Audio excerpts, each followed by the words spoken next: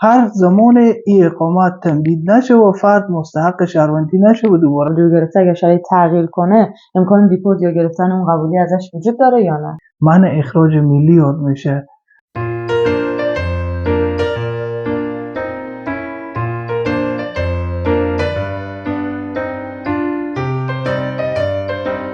سلام، شبتون بخیر. امیدوارم هر جای دنیا هستید حالتون خوب باشه. به یه ولاگ دیگه از کانال مایار فامیلی آفیشال همراه با ما خوش اومدید.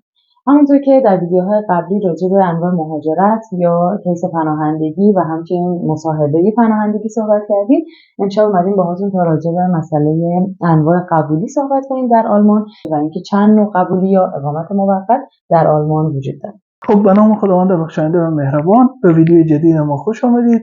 امروز راجع به انواع پناهندگی صحبت می‌کنیم در آلمان. پناهندگی یا همون قبولی، کسی که کیس از او در آلمان قبول بشه و اقامت می‌گیره. من میخوام قبل از اینکه راجع به قبولی صحبت کنم یک چیز میخوام روشن کنم. فرق بین قبولی و اقامت و شهروندی میخوام توضیح بدم. اقامت تا زمانی که فرد اقامت داشته باشه شهروند از کشور نیه. امکان داره اقامت 1 ساله باشه، 2 ساله یا 3 ساله یا 5 ساله یا دائمی. زمانی که فرد شهروند او کشور بشه اون میگن سیتیزنشیپ، پاسپورت سرخ بگیره، اقامت تموم بشه. ولی تا زمانی که اقامت داشته باشه فرد ممکنه هر زمان این اقامت تمدید نشه و فرد مستحق شهروندی نشه و دوباره به کشور اولی برگشتانده بشه. یعنی در ابتدا بعد از مصاحبه پناهندگی اول اقامت موقت به شخص داده میشه و بعداً طی سالهایی که میگذره و شرایط خاص ممکنه که بهش شهروندی ارائه داده بشه، یعنی یا ممکنه داده نشه. دقیقاً تحت شرایط خاص. خب ما در آلمان بعد از اینکه کیس فرد قبول میشه 3 نوع قبولی داریم. در صورت در بعض موارد حتی کیس فرد اگر قبول هم نشه یک نوع قبولی دیگه هسته آلمان برای افراد میده، مخصوصا برای شهروندان افغانستان که بعدا راجع به اون صحبت میکنم. میشه بگین نوع اول قبولی چطوریه، چند ساله است و اینکه به چه اشخاصی داده میشه؟ اولین نوع قبولی سیاسی هست در آلمان به نام ازول برشتیگونگ یاد میشه که این نوع قبولی برای کسایی تعلق میگیره که در کشور خود تحت آزار و شکنجه باشند، چی از طرف افراد خاص تحت شرایط خاص، چی از طرف دولت. او افراد میتونن ویزه آلمان یا ویزه هر کدوم از کشورهایی که پناهنده میپذیرن بگیرن، مستقیم توسط تیاره وارد او کشور بشن، درخواست پناهندگی بدن و وقتی که کیس از اونا قبول بشه او قبولی 3 ساله یا سیاسی به او تعلق میگیره. در این نوع قبولی پاسپورت هم میگیرن؟ در این نوع قبولی اسناد سفر یا هم پاسپورت آبی برای اینا تعلق میگیره. فامیل خب میتونن فوراً بخواین اگه فامیل اینا با اونا نباشه. فامیل یعنی زن و اولاد. اگر زن خانم باشه میتونه شوهر و اولاد خود بخواه. حق کار دارن، حق اشتراک در دوره‌های ادغام یا همون کورس‌های زبان آلمانی دارن، حق ازیر دارن که منطقی که زندگی میکنن تغییر بدن و حق گرفتن یک وام برای یک تجارت یا کاروبار شخصی هم دارن و همچنان اگر کارم نتونن بکنن درس بخونن مستحق پول بورگرگلد یا شهروندی میشن که از طرف جاب سنتر برای اینا داده میشه. این تمام حقوقی که برای این نوع قبولی اولی تعلق میگیره و زمانی که بعد از 3 سال اگر فرد مستحق بود دوباره 3 سال تمدید میشه و اگر شرایط خاص پره کرده بود میتونه برای اقامت دائم درخواست بده.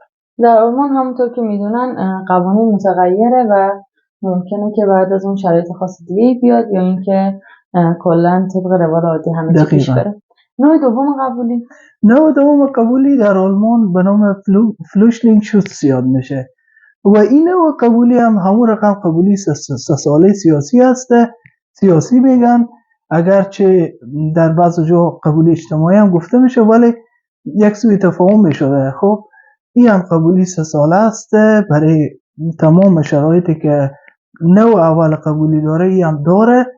فقط فرق اینه برای کسایی که مستقیم وارد آلمان نمیشن، یعنی ویزه آلمان نگرفتن از طریق هوایی وارد آلمان نشدن، مثل اگه از یک کشور دیگه وارد آلمان شدن ولی نظر به اون دلایلی که قبولی اولی افراد ارائه میدن و دلایل ناپذیرفته میشه، او قبولی برای اینا تعلق میگیره، پاسپورت آبی میگیرن، اقامت 3 ساله میگیرن، حق کار دارن، حق تجارت شخصی دارن، فامیل دقیقاً فامیل خود میتونن بخواین، تجارت شخصی میتونن بکنن و در هر جای آلمان میتونن زندگی کنن نظر به انتخاب خود. به همون خاطر برای از این قبولی هم قبولی سیاسی یاد میشه، گفته میشه. پس تفاوتشون شد که مسیری که میان فقط دقیقاً اونا مستقیم اومدن و اینا غیر مستقیم. دقیقاً همین تفاوت وجود داره، دیگه هیچ تفاوتی وجود نداره. بعد از 3 سال ممکنه دوباره 3 ساله تمدید بشه، یا اینکه اگه فرد شرایط خاصی داشته باشه برای اقامت دائم درخواست بده و بعد از اون هم شهروندی. در کل 3 نوع قبولی در آلمانه. دقیقاً. نوع سوم قبولی هم به نام سبسیدری شوتس یاد میشه، یعنی حفاظت فرعی. اگر فرد از یک کشور بنابر دلایل سیاسی اجتماعی تحت شکنجه، تحت آزار باشه و نتونه در کشور آزادانه زندگی کنه و این دلایل فردی نباشه، کلی باشه و وارد کشور مثل آلمان بشه، دلایل خواهی ارائه بده و دلایل از پذیرفته بشه، به نام این قبولی مستحق میشه و حفاظت فرعی برای از داده میشه. این قبولی در ابتدا 1 ساله است، بعدا تبدیل میشه به 2 سال و ممکنه به قبولی دائم و شهروندی هم تبدیل شه.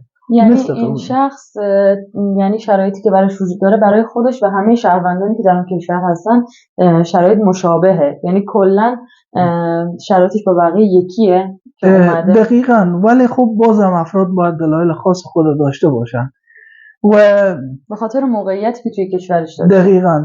و همچنان تفاوت این نوع قبولی با دو نوع اولی هست که او فرد پاسپورت سیاسی به او پاسپورت آبی تعلق نمیگیره.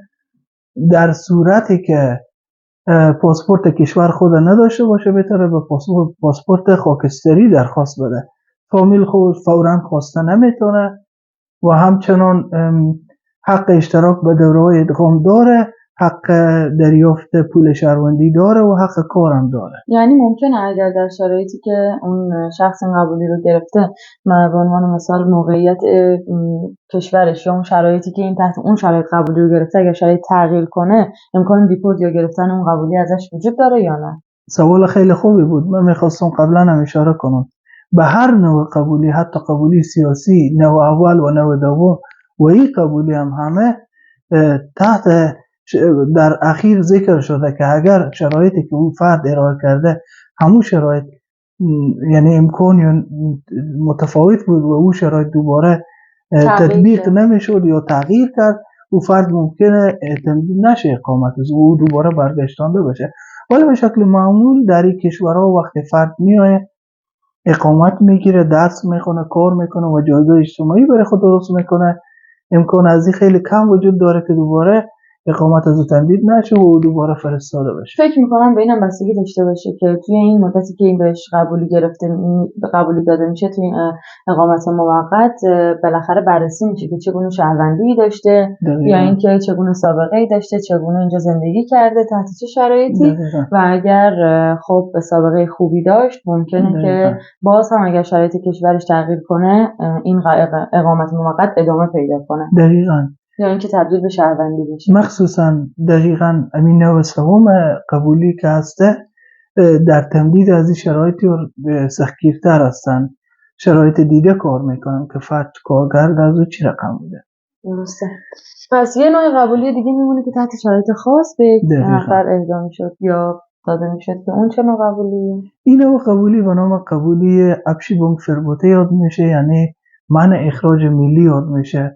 اگر آلمان، کشور آلمان بررسی کنه که در یک کشور شرایط ناگوار است و اگه این افراد فرستاده بشن به او کشور ممکنه مورد خشونت قرار بگیرن و شرایط انسانی در او کشور درست نباشه، به اینا یک قبولی 1 ساله میده به نام ابشیبونگ فربوته و این سال به سال ممکنه تمدید بشه، ممکنه نشه، نظر به شرایط خاص افراد بستگی داره.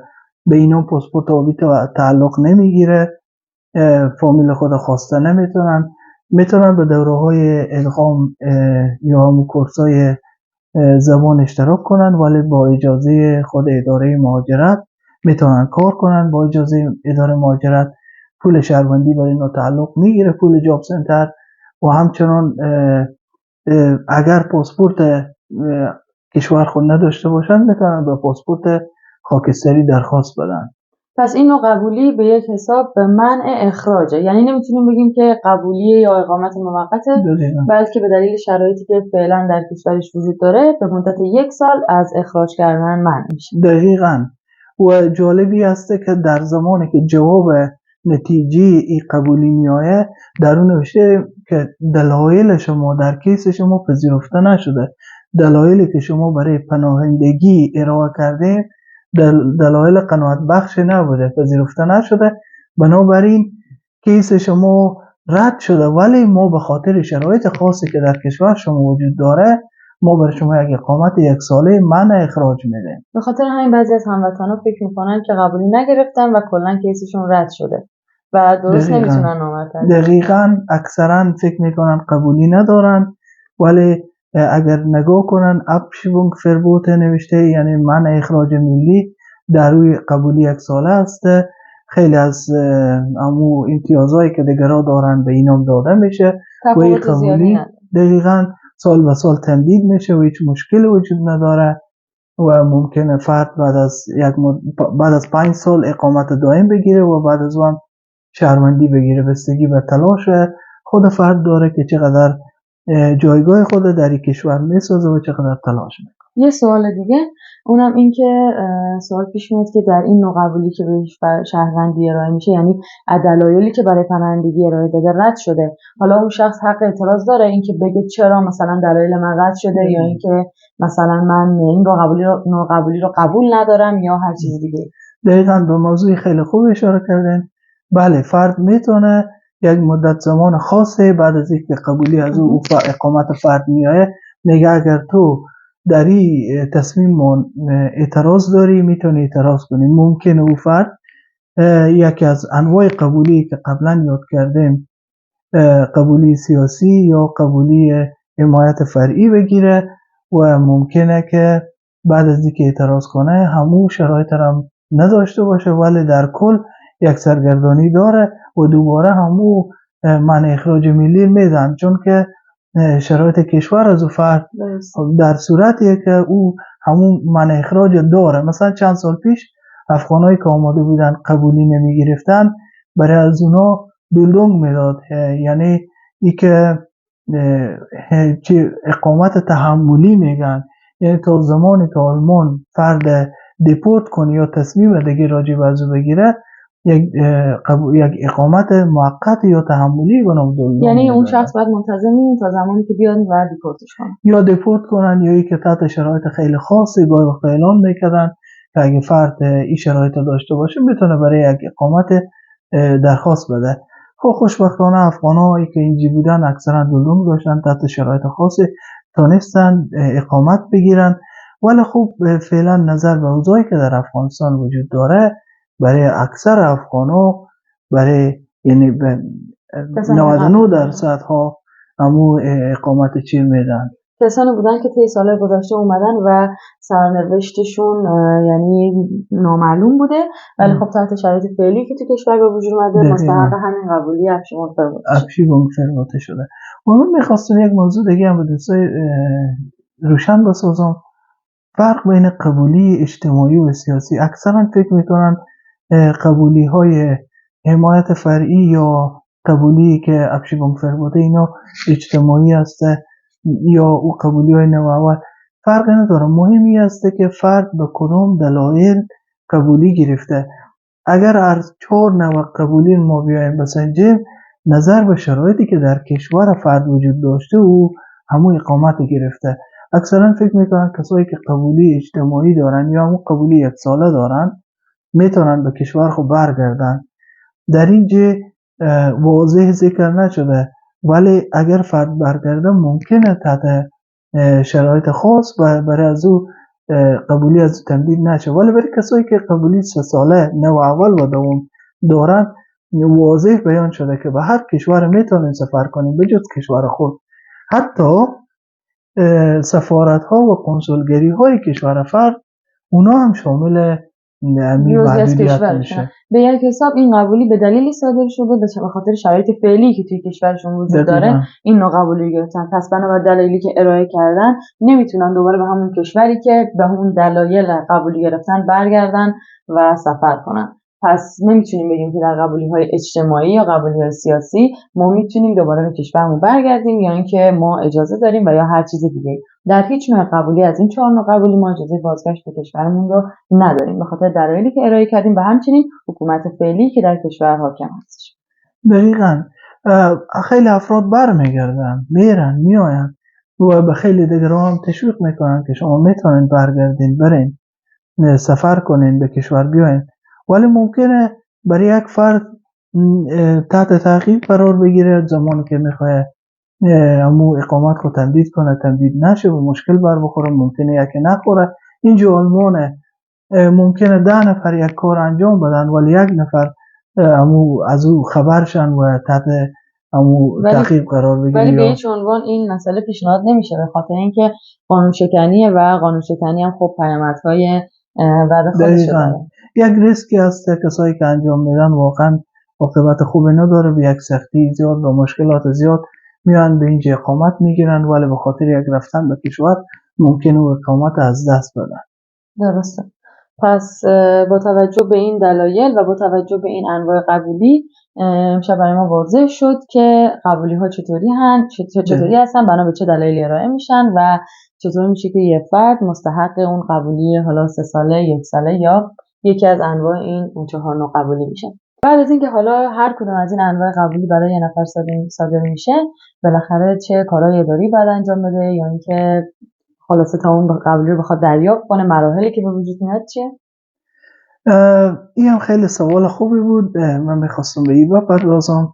قبل از اینکه فرد اقامت بگیره با آلمان تحت حمایت لاندراسام یا امو سوسیال هسته، یعنی خانه که داره، تمام حتی جایی که زندگی میکنه، درس هم حتی خونده نمیتونه، در خیلی شرایط اضطراری و خاصی برای بعض شهروندان و بعض کشورها اجازه میدن که درس بخونن. خب خلاصه بعد از اینکه فرد اقامت میگیره تمام چیز تغییر میکنه. او تمام اسناد از انتقال از یک اداره میره به اداره دیگه تحت حمایت جاب سنتر میشه، یعنی او فرد آماده میشه برای کار کردن. اگه درس میخونه، اگه نخونه میتونه کار کنه و در اونجا حتی چی هم برای افراد تعلق میگیره. کارتای بیمه این خیلی موضوع مهمیه. قبل از اینکه فرد اقامت داره یک بیمه دیگه برای از تعلق میگیره روی کاغذ، خیلی جنجال هم داره که فرد به دکتر اینا میره، هر بار باید تمدید شه و اجازه بگیره.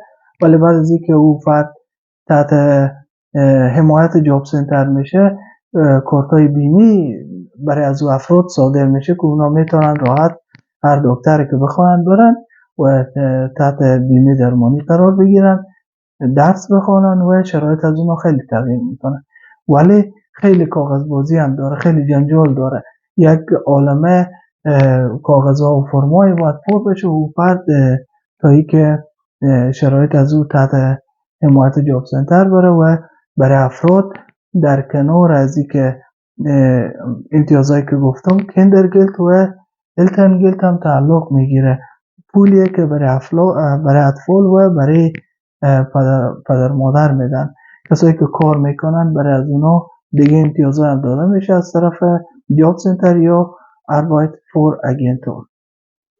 پس برای انجام دادن این کارها همگی یه مدت زمان طول میکشه تا اینکه بتونه آیدی کارت بگیره، پاسپورت و یا همون کارتای برای بیمه که خب برای کسایی هم که زبان بلد نیستن فکر میکنم اداره‌هایی هستن که حمایتشون میکنن، کمکشون میکنن تا بتونن این مراحل کاغذ پرانی رو بالاخره پشت سر بذارن.